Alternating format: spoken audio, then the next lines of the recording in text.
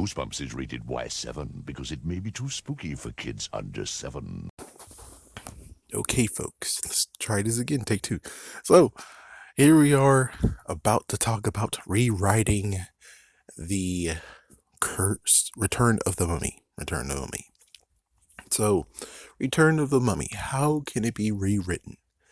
Well, we'll go with Paparino, what he was saying. Number one, we should maybe just get brand new characters, period. Has Arlstein ever did that once in a sequel? No. Yeah, sadly, that's a no. I mean, when it came to, well, it wasn't even a sequel. Like, we have Haunted Mask 2 and then Scream of the Haunted Mask. That's the third entry, but it's not actually connected to it whatsoever, meaning that, yeah, he's not going to abandon the characters. So, since he's not going to abandon the characters, that means that the second part of this has to just be the fact of, well, what we're going to do is very simple. We're going to have the characters from the previous book be back, but at least they know what's happening because of what happened in the previous book, which, trying to remember what happened in the first one, but I don't remember what happened in the first one, how it ended. So because of that,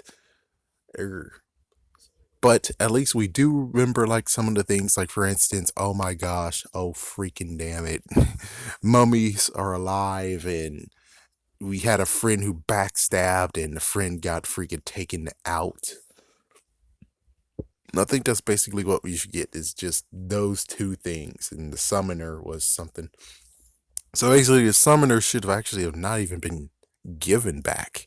The summoner should have been like, oh frick, this thing is too damn powerful, or it's just something that no one should have. So let's throw it in the tomb and not actually bring it with us anymore. But of course it was needed for this book, so I guess I don't know. It's like, yeah, I don't know. It's kind of like how I got my shrunken head. He shouldn't have it, but I think he still does. So that's a different book, and that's gonna take a while for him to even get to that one. So I could actually talk about, oh, well, let's think about that one. But basically, with this one, is that they'll have to remember what happened a year ago.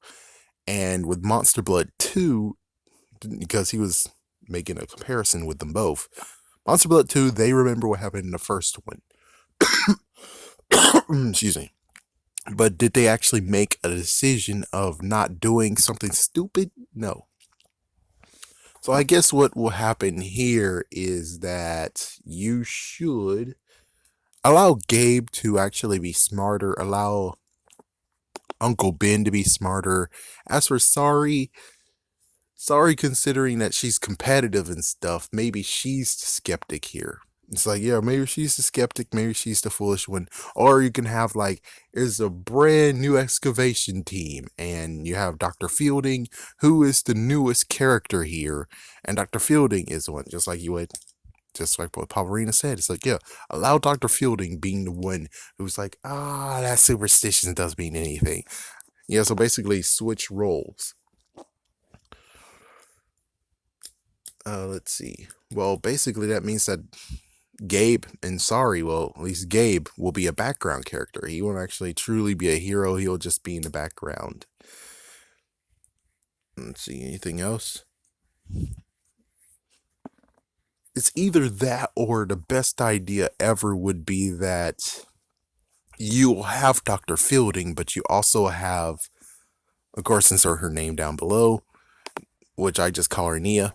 You have Nia, who actually is the one who's doing the excavation. Yeah, uprising star that we have no idea where she came from, but what do you know?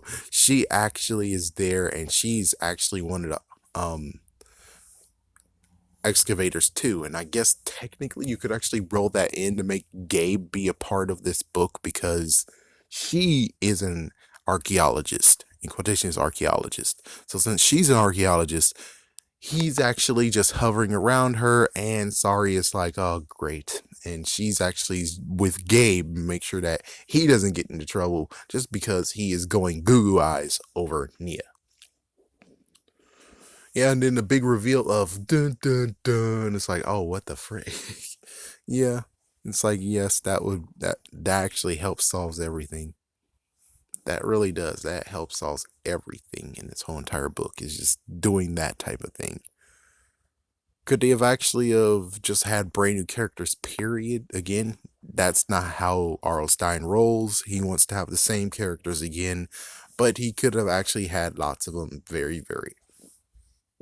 Not to mention, since you have this new concept of Gabe noticing girls, that means that when Uncle Ben was trying to tell him, hey, something's up here, something's wrong here, and Gabe is like, no, not at all. Isn't she beautiful? It's like, there you go. You have him knowing, and eventually he snaps out of it and be like, whoa, wait a minute.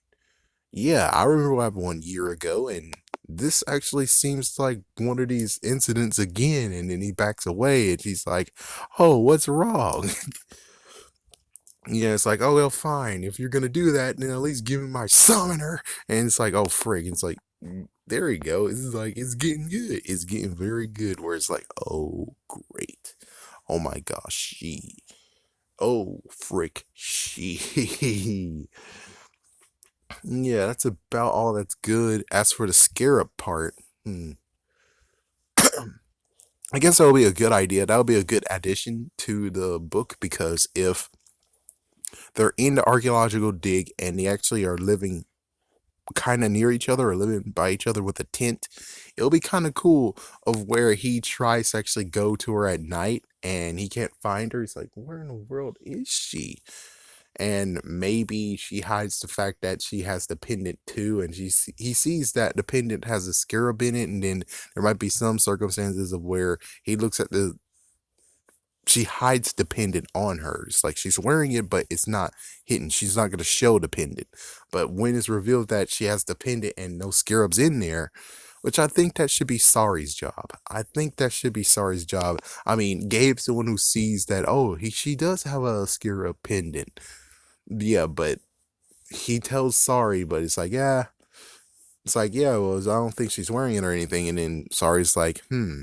And then she's actually tries to bump into her multiple times. And eventually, there you go. There's the pendant, but no scarab. And now it gets to the question of, he said there was a scarab. And then they try to talk with like, well, there's no scarab now. And it's like, well, it's like, I shouldn't even be going into her tent because, well, she's not in her tent. Usually at night, she's not in her tent. So it's like, so where is she? Yeah, and that would be an interesting part of like, mystery. Where in the world is she? Where did she go every single time at night? Yeah, sadly that'll be a little bit of creepy-ish, but it's like, yeah, but it's something's like Gabe likes her, and you would at least like to have like some time with her besides just daytime with her, even though she's busy working trying to help open the tomb or get the tomb open.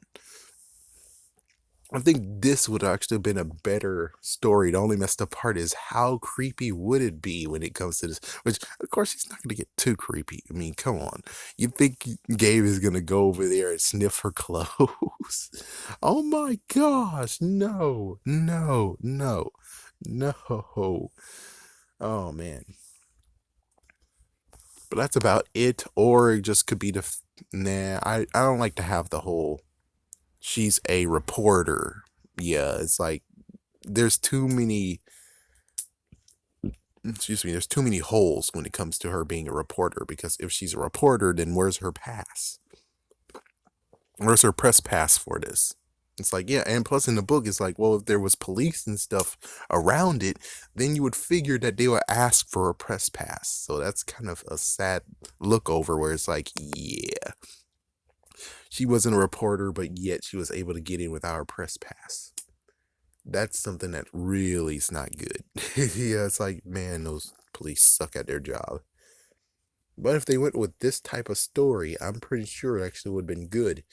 As for the whole ending of the tragic ending of Gabe getting bit, hmm, I have no clue besides, hmm, would say maybe not actually allow Gabe to be bit, but instead the interesting part of think about this.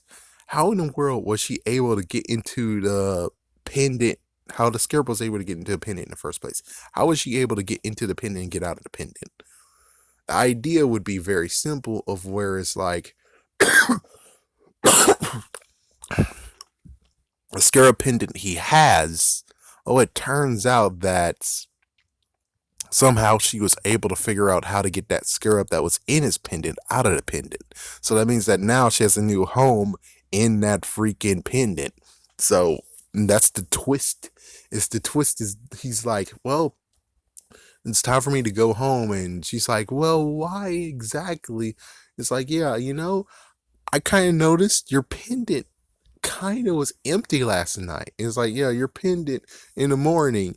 It's like we went to check out your pendant, and your pendant actually doesn't have the scarab in it anymore.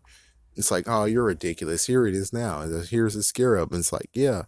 But it looks like she notices that the scarab twitched a little bit. And he's like, oh, you're just joking. And it's like, could it be? And it makes sense. It's like, that makes even more sense where it's like, oh, frick. It's like, since you like her so much, she decided to stick around with you. Oh man.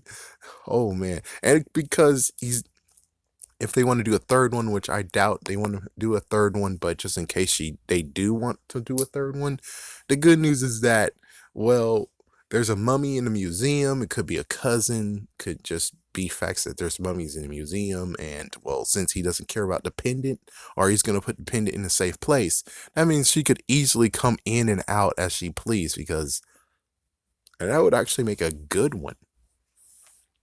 He was also thinking about making this a prequel. He's like, yeah, how about this be a prequel one where we actually learn about how the freaking summoner hand got to Michigan, which is like, kind of would be cool. Kind of would be cool. But I kind of like just using what we have now and approving upon it. Anyways, what you guys think? Have a scary day and have a scary night.